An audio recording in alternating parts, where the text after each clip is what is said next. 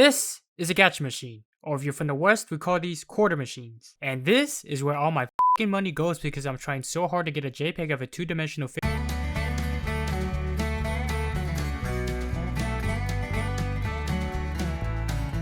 Gachapons are capsules. They can contain things like candies, toys, stickers, food, really anything, and the appeal to gachapons is that you never know what you're gonna get.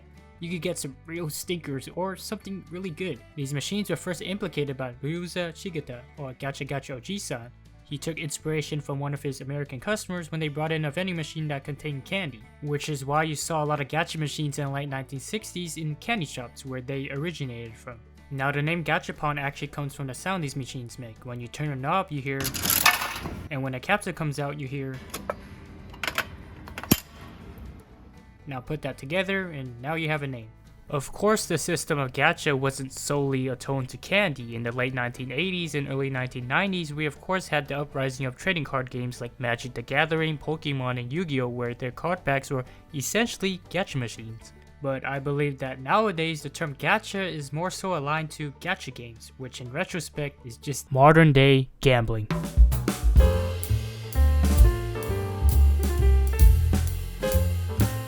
The early 2000s was sort of this golden age for online gaming, and if you guys grew up with the internet around that time, I think you would agree with me. It was a time where socializing with your friends online was fairly new. There weren't a lot of available platforms or media besides, MySpace, Facebook, and even basic texting that you could use to connect with people virtually. I know before I found Skype and Discord, I used to call my cousins on these bad boys, a house phone. We'd be sitting on a line for hours until eventually we'd get kicked off by our moms, but that's besides the point. What I'm trying to say is, global connection wasn't as obtainable as it is now. And since we didn't have that innovation during that time, we had another solution. That solution being virtual avatar games. I like to be educated, but I'm so frustrated.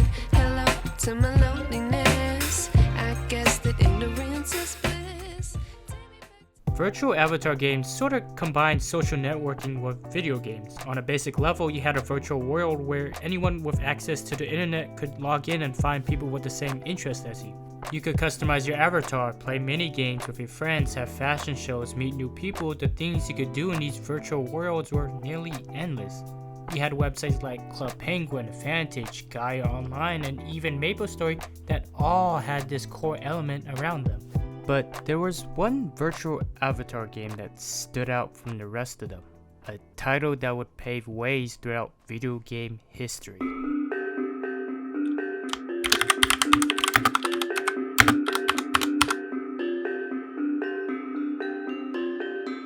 TinerMe was established by the Tokyo-based company G-Crest. Though TinerMe was released on October 29, 2003, its gacha system actually wouldn't be implicated until 2009. Like I mentioned before, TinerMe was a social avatar game, and one of the core aspects of that game was dressing up and acquiring all the different kinds of clothes the game had to offer. The game had two types of in-game currency, chibi coins and G coins. You could get chibi coins by simply interacting within the world, while G coins required you to exchange real currency to obtain. Though I believe there were other ways to acquire G-Coins without having to pay real money, the main way to get them was behind a paywall. There were also two types of gacha machines in the game, one that accepted Chibi Coins and one that accepted G-Coins. And as you can see, they actually used real gacha machine animations to showcase your exchanges. This same exact implication could also be found in another avatar game, MapleStory, where in the case of MapleStory you would exchange gachapon tickets to roll through a gacha machine.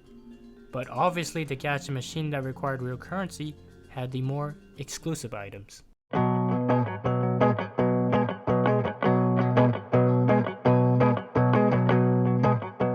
The first G-Coin gacha machine event was held on October 15, 2009 called the Halloween Masquerade, where as the name suggests, you could obtain limited Halloween clothing through gacha pulls. And that was just the start. After that, they put out 3 to 4 different themed gacha events each month and even had some huge collaborations with Hatsune Miku and Madoka Magica. The game was absolutely booming in Japan, and its English audience, it was rising. No, this can't be. my Tokyo punk rockers DJ heavy grinders grad party, my eternal. Unfortunately, on December 10th, 2012, TinerMe closed its site completely, and it wasn't because the game wasn't doing well, but because it ran into some gambling legal issues in Japan. If you guys don't know, most forms of gambling in Japan are banned, no exceptions. And the triangular exchange for real currency, G-coins, and Gacha exceeded that boundary in TinerMe. For Gacha games to be legal in Japan, they had to oppose the Kompu Gacha attire, which on a really basic level means that your game had to have some sort of ethical and reasonable balance in completing certain quote-unquote sets of items when exchanging through Gacha. If you guys are interested, I highly suggest you look into Kompu Gacha or Complete Gacha to fully grasp this understanding. There's a lot of layers to it, and the rabbit hole goes in deep.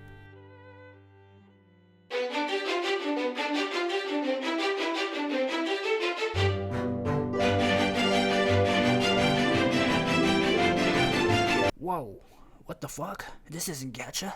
Where's my 2D anime? Relax, I'll get there. Just let me explain the importance of FIFA really quick. In 2009, FIFA and FIFA Ultimate were two different things. FIFA Ultimate was an add-on you could buy for around $10 US. This game mode essentially allowed you to compete and play with your fantasy team. But to get the players you wanted, you had to get them through a gacha system. You would exchange coins for card packs, and within these card packs you could get multiple players with different stats and therefore giving you an advantage against other players. And now fast forward more than a decade later, EA Sports is now a multi-billion-dollar company because you decided to spend money on virtual card packs that don't mean anything. And now you're broke because FIFA is just another f***ing gacha game. If you search up what the first ever gacha game was, Dragon Collection is the first thing that comes up. And although it wasn't the first gacha game to use gacha-like implications, it was definitely the gacha game that led the current model and current interface of many mobile gacha games we have today. Konami released Dragon Collection to the public in 2010 on the online platform Gree. And it was quite popular. In just over 2 years, Dragon Collection had over 7 million users. The game wasn't anything too crazy. It had a really simple structure. It was a card game where you would go on quests, collect dragons, and battle with them. That's about it. But what made this game so interesting was its usage of rarity and stamina. If you've ever played a gacha game, the stamina system and rarity system isn't anything new. The stamina aspect forces players to be resourceful and strategic with their time, but it also gives gacha games an excuse to make fast money. Dragon Collection also had the rarity terms R, SR, SSR, and so on and so forth, which are really common tropes in today's gacha games. The higher the rarity, the better the outcome, which encouraged players to spend more on card packs in hopes of getting what they wanted. Though I know Dragon Collection wasn't the first to include these implications, Konami obviously played a huge impact on popularizing it in gacha games, especially in Japan. Let's just be honest, Puzzles and Dragons, better version of Dragon Collection.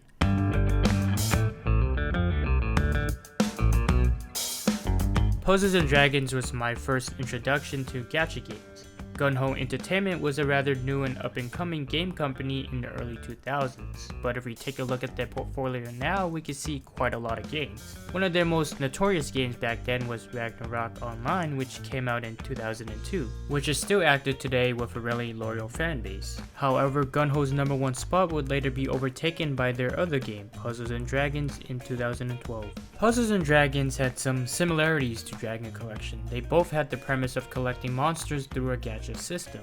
The main objectives for both games was building a strong team that could withstand different dungeons. But unlike Dragon Collection, Puzzles and Dragons had a really interesting feature in their dungeon runs. Instead of having the shitty tap anywhere button, Puzzles and Dragons had a 6x5 puzzle board you had to overcome in order to use attacks to get through stages. You would have to match 3 or more common orbs in order for your monster to attack, meaning that the more combos you matched, the more your damage was multiplied. So just because you had the best monsters didn't necessarily mean that you were the best player. Theoretically, you could have the best team possible by spending thousands of dollars, but if you weren't good on the board, it didn't really mean anything. Speaking of spending thousands of dollars, the prices for these gacha rolls were quite expensive. Back when I started playing, it was $1 per magic stone, and I believe it's still the same price. And typically each gacha roll needed 5 magic stones, so you were basically paying $5 for one monster.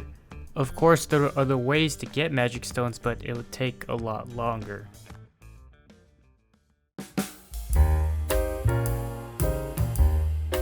After Puzzles & Dragons came the most successful gacha game ever created, at least for the next few years. Monster Strike was created by Okamoto Yoshiki, a former Capcom game designer, and it was honestly a really phenomenal game.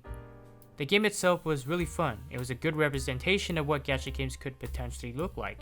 Games like Monster Strike took the basic concept of gacha and asked the question, how can we build upon this, but more specifically, how can we utilize the medium of mobile gaming to enhance the experience? And that today is basically the foreground and foundation of what makes a gacha game so successful. There was this really cool mechanic similar to an 8-ball pool where you would slingshot your monsters to attack, and some would benefit if you slung your monsters towards your own, and some would hit harder if you just fully charged them towards others. You get to see your monsters bounce all across your screen doing damage, and it was pretty satisfying. Altogether, it was a really unique game even by today's standards. The game did extremely well and accumulated over $7 billion worldwide by the end of 2018. But despite the huge success that Monster Strike had, they had to take down the English servers because the game just wasn't performing as well overseas, and it was getting harder and harder to sustain those servers. So by 2017, Monster Strike terminated their global servers altogether, so the game is currently region locked in Japan. Before we move on, I just wanted to briefly touch upon what I would consider a type of subgenre in gacha games, especially for the western side of the world. The term loot boxes was way more recognizable than the term gacha outside of Japan in the early 2000s, even though they were essentially the same thing. I'm not gonna dive too deep into loot boxes, but from the top of my head, games like Team Fortress 2, Overwatch, CSGO, and PUBG were big contenders for loot boxes, and for the most part, their loot boxes contained cosmetics. Not to say that other games didn't have that as well, they were just way more prevalent in loot boxes specifically. Loot boxes had a huge role in exposing the world outside of Japan to gacha. A lot of people were playing these games and buying loot crates not knowing that they were really participants of a gacha mechanic.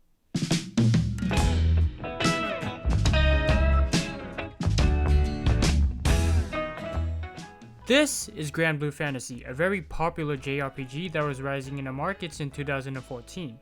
It's a turn-based game that had the same gacha tropes that we've all seen before, like summoning systems, attributed combats, rarities, classes, and so on. But that's not really what I wanted to talk about. What I really wanted to talk about was everything Grand Blue Fantasy did beyond its gacha game, whether that be its music composition, its story. Yeah, story. Never thought I'd be saying that. But yes, story in gacha.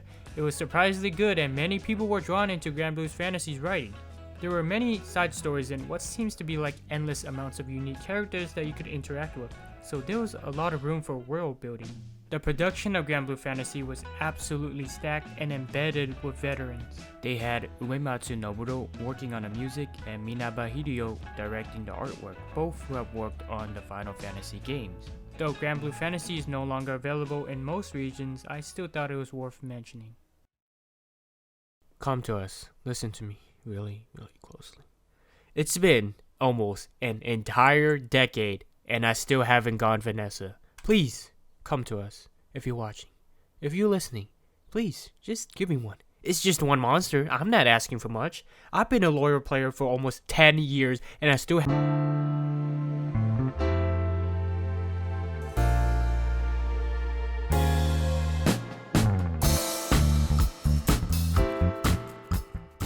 Summoners were released way back in September 2014, and it was an instant success at launch. In just 3 years, their revenue exceeded $1 billion because the game was absolutely packed with content.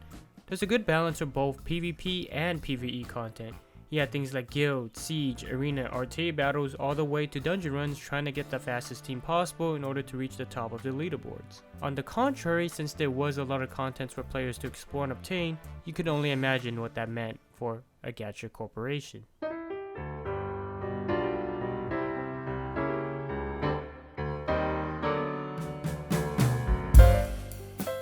When it came to money in Gacha, Summoner's War was 2 steps ahead of everyone. Normally, when you buy rolls, summons, or pulls in any other Gacha game, you would directly pay for how many summons your heart desires, and you would only be paying strictly for those summons. But Summoner's War had these things called packs, which were more expensive, but they contained the summoning scrolls you wanted, along with other useful resources that were either tedious or semi-hard to obtain.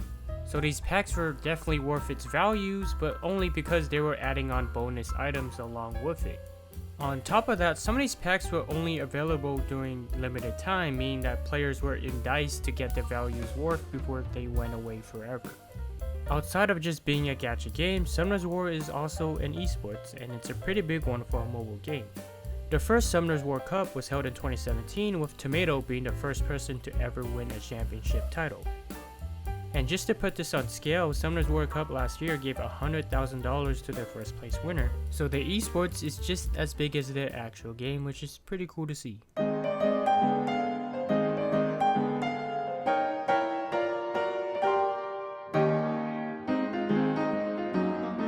Fate Grand Order, everyone's favorite gacha game. If you ever watched or heard about Fate, there's a 99% chance that you've at least played Fate Grand Order. The game itself is insane. It accumulated over $4 billion within 4 years, making it one of the top grossing gacha games ever in Japan. Fate Grand Order was able to bridge their anime audience onto the gacha game on a level that I've never seen before. There are probably people who've never touched the Fate series and still play Fate Grand Order because of how popular it became as a standalone game. And at this point, gacha games were being created left and right. You had anime-style gachas like Azur Lane, Princess Reconnect, and Girls Frontline doing extremely well. We got to see the initial calm before the storm with Hoyoverse's Honkai Impact 3rd in 2016, and not to mention, there was a lot more emphasis on advertising gacha games, especially on YouTube. We all know the notorious Raid Shadow Legends sponsors and ads, but other gacha games like Epic 7 and Arknights were also getting their marketing in. Of course, there are many gacha games that I didn't mention, like Dokkan Battle, AFK Arena, Grand Summoners. I mean, the list for gacha games are endless, and I don't think I could cover every single one in this video, but I hope I covered the gist of it. But there's one final game I wanted to talk about before I end off. A game that was revolutionary for the gacha game industry, and I'm pretty sure everyone knows what that game is.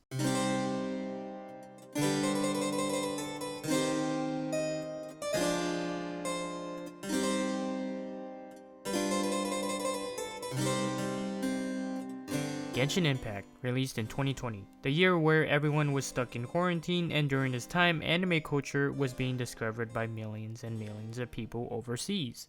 And since Genshin was an anime-style gacha, of course it exploded. Its visual aesthetics literally made it impossible for Genshin not to stick out. I'd also argue that Genshin Impact was a lot of people's first introduction to gacha games, at least overseas. It was one of the first gacha games to really shine and make it into mainstream culture. The revenue that Genshin made is absolutely unbelievable. Hu Tao and Yelin's banner alone made $45 million. And with that being said, the amount of money I've spent on these moving JPEGs on my iPhone screen can never be taken back. So that's why I'm done. I'm done playing gacha games. Every gacha game at some point starts to feel like a chore, a job at some point. Always needing to get the best characters, the best weapons, or whatever. I just don't enjoy it no more. I mean, I don't know, man. I don't want to spend 5 oh shit, sorry. What was I saying? I wish I knew